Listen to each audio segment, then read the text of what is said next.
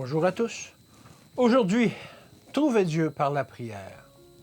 Vous m'invoquerez et vous partirez. Vous me prierez et je vous exaucerai. Vous me chercherez et vous me trouverez si vous me cherchez de tout votre cœur. Jérémie 29, 12 et 13. Il y a deux sortes de prières, la prière formaliste et la prière fervente. Les répétitions d'usage, les phrases traditionnelles, prononcées lorsque le cœur ne sent pas le besoin de Dieu, constituent la prière formaliste. Ayons grand soin dans toutes nos prières d'exprimer les besoins de notre cœur et de dire seulement ce que nous avons l'intention de demander. Toutes les expressions fleuries dont vous pouvez vous servir n'équivalent pas à un seul désir fervent. Les prières les plus éloquentes ne sont que de vaines redites et elles ne sont pas l'expression de vrais sentiments du cœur. Mais la prière qui monte d'un cœur sincère avec des accents semblables à ceux qu'on adresserait ici-bas à un ami pour lui demander une faveur sur laquelle on compte est la véritable prière de la foi. Le publicain qui monta au temple pour prier nous offre l'exemple parfait de l'adorateur sincère et consacré. Il sentait qu'il était un pécheur et son extrême misère le poussa à s'écrier avec ardeur « Ô Dieu, sois apaisé envers moi qui suis un pécheur. » Lorsque nous avons adressé nos requêtes à Dieu, nous devons y répondre dans la majeure mesure du possible et ne pas attendre que le Seigneur fasse pour nous ce que nous pouvons faire pour nous-mêmes.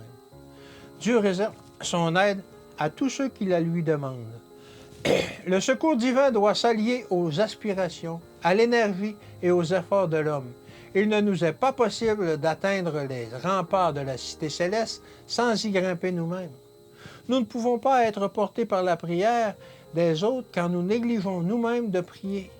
Cela n'entre pas dans le plan de Dieu. Nos défauts de caractère ne sont pas supprimés et remplacés par des traits purs et aimables sans un effort de notre part. Lorsque nous nous efforçons d'imiter l'exemple laissé par le Seigneur, nous nous détournons souvent du droit chemin. Mais ne nous décourageons pas. Nos insuccès passagers nous obligeront à nous appuyer plus fortement sur le Christ. Que Dieu vous bénisse et qu'il vous garde, et à demain.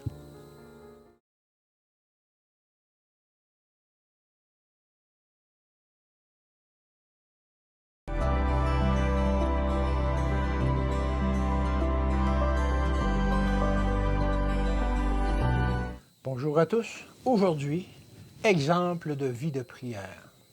Si vous demeurez en moi et que mes paroles demeurent en vous, demandez ce que vous voulez et cela vous sera accordé.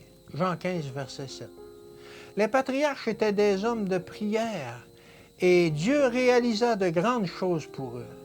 Quand Jacob quitta la maison paternelle pour se rendre en pays étranger, il pria et s'humilia et l'Éternel lui répondit par une vision au cours de la nuit. Le Seigneur réconforta le pèlerin solitaire en l'assurant de ses précieuses promesses et en lui montrant des anges protecteurs placés de chaque côté de sa route.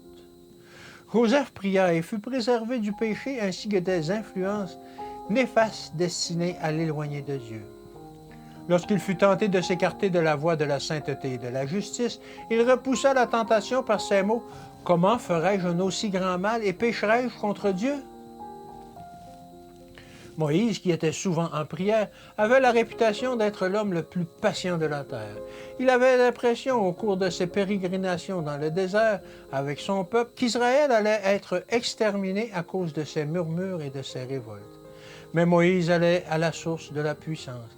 Il plaçait la cause de son peuple devant l'Éternel. L'Éternel disait « Je pardonne comme tu l'as demandé ». Daniel était un homme de prière et Dieu lui donna la sagesse et la fermeté nécessaires afin de résister aux influences liguées contre lui pour le faire tomber dans le piège de l'intempérance. Même pendant sa jeunesse, Daniel était, grâce au soutien du Tout-Puissant, un géant sur le plan moral. Dans la prison de Philippe, Paul et Silas, tout meurtris par les coups cruels qu'ils avaient reçus et par les chaînes qui liaient leurs pieds, priaient et chantaient des cantiques. Dieu leur envoya alors des anges pour les délivrer. La terre trembla sous ses pas, sous les pas des messagers célestes. Les portes de la prison s'ouvrirent et les prisonniers furent libérés. La prière s'empare de la toute-puissance et nous assure la victoire. Que Dieu vous bénisse et qu'il vous garde, et à demain.